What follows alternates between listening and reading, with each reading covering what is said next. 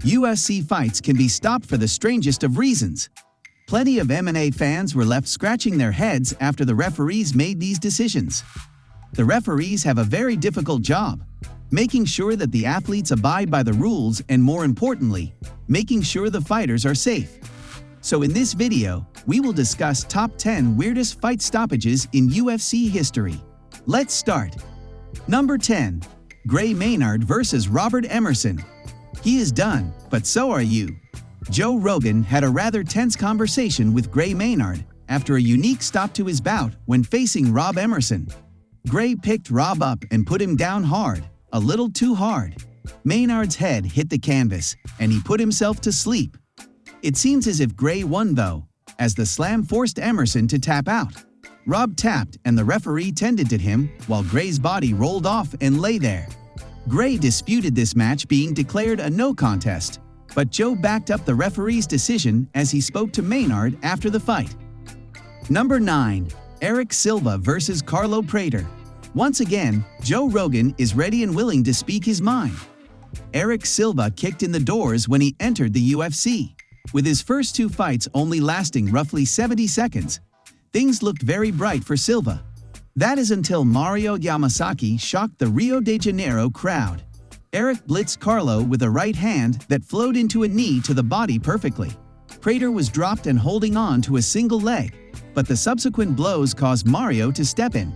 However, Mario didn't see Prater as a finished fighter, rather one that's been hit in the back of the head multiple times.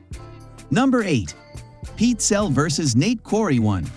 Nate Quarry took on Pete Sell in a fight that ended in controversy and discomfort.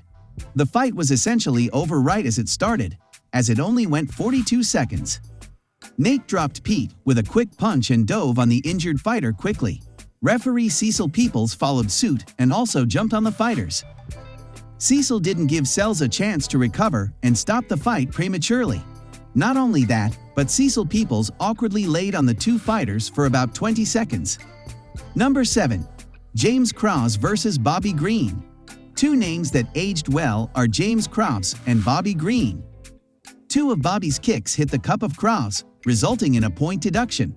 Shortly after the deduction, a kick landed on what seemed to be the belt line of James.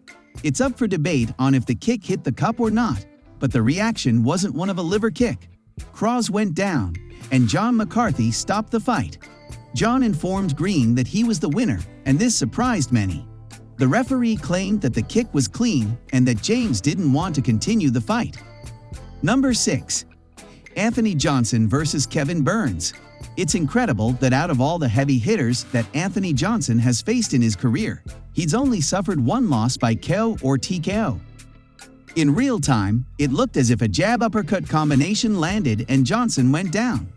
Replays showed that the first strike was actually a finger directly into Anthony's eye. This sent Johnson down to the mat, writhing in pain. Referee Steve Massagatti seemed confused. Nonetheless, he saw it as a TKO favoring Kevin.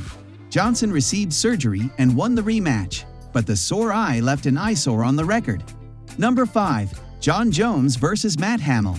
The only loss on the fantastic record of John Jones is at the hands of Steve Mazzagatti, regardless of the records saying Matt Hamill. Jones fought his fight and dominated Matt for the entire first round. When mount position was gained, Jones was inclined to throw elbow strikes. John would change the angle on these strikes to penetrate Hamill's guard. Then, largely known as the dumbest rule in MMA, the 12-6 elbow landed. Many thought the fight was stopped from damage, but it was the technique that saw Hamill be the first and only to defeat John Jones. Number 4. Merab Dvalishvili vs. Ricky Simon. Merab has a grappling-heavy attack that he uses to drown opponents. When fighting Ricky, he didn't stray from this attack. A third-round takedown attempt saw Merab hit his head on the mat, rendering him unconscious. Simon rolled Dvalishvili over and secured a mounted guillotine choke. Merab fought it until the end of the round but was slow to get up or respond. Simon claimed that his opponent was out and the record book sided with him. Although this fight went all 15 minutes, the officials called it a technical submission win for Ricky. Number 3. Robbie Lawler vs. Ben Askren. The long-awaited UFC debut of Ben Askren had everyone eager for this matchup. The fan favorite, Robbie Lawler, did his best to upset the promotional newcomer. He actually did a pretty good job too. Robbie almost took Ben out with a slam and punches in the opening minute of the fight. Askren has wrestling skills and a wrestling mentality, so he's a very tough opponent. Herb Dean stopped the fight only to be met with protest from Robbie, claiming that he wasn't unconscious. The peculiar drop of the arm still has this stoppage up for debate. Number 2. Drew Dober vs. Leandro Silva.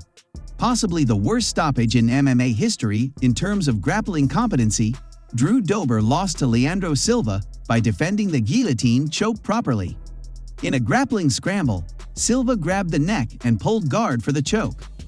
Dober passed to the safe side and ended up on top. Referee Eduardo Herdy checked to see if Dober was still mobile. As Drew popped his head out from the choke, Herdy stopped the fight and ruled it a submission victory for Leandro. Number 1. Ion Cutelaba vs. Magomed Ankalaev. Ion Cutelaba might be a little too good at playing possum. In the first fight against Magomed Ankalaev, fans got to see a very intense face-off and an even more intense 39 seconds of action. Ion did try to bait his adversary into a firefight by acting like he was hurt. Theatrical wobbles and stumbles enticed not only Ankalaev to spam head kicks and looping shots, but it also enticed the referee to stop a fight that was just getting started.